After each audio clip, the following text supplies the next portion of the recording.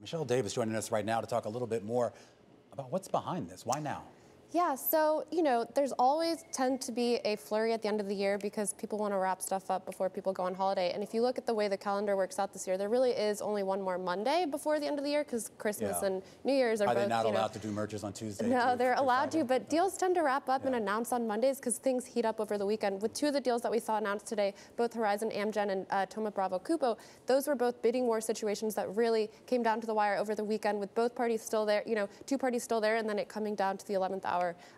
With the winners. One other interesting tidbit around why deals tend to rush at the end of the year is that banks, whenever they syndicate or whenever they underwrite big bridge loans, they want to syndicate it out as quickly as possible. But especially at the end of the year, they want to do that because they don't want to get caught with extra assets on their balance sheet that they might have to hold capital against. So that's particularly why on this Amgen Horizon deal, which is the second biggest bridge loan of the year at $28.5 billion, that's why they needed to accelerate the process. So they're incentivized to move really quickly here.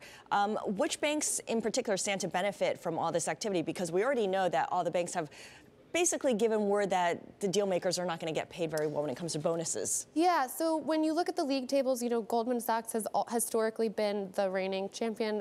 They are still number one. JP Morgan is number two. But another bank that's benefiting from this is Citigroup. They advised Amgen on the Horizon deal, and they were also on the big grocery deal earlier this year, Kroger Albertsons.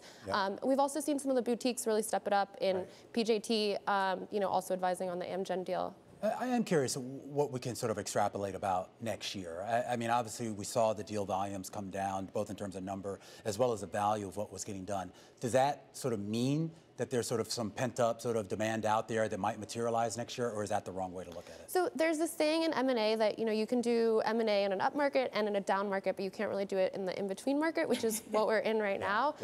But, depending on how the inflation print, goes tomorrow, what the market thinks of that, people are expecting that, first quarter next year is going to be a little bit slower, but there is an expectation that it's going to heat up again going into next year because it's just going to be, consolidation out of necessity. And, if that inflation print is good and it causes financing markets to loosen up a bit, then we could see some of these deals that, companies, if they're evaluating, revisiting their old plans, we could see some of those materialize.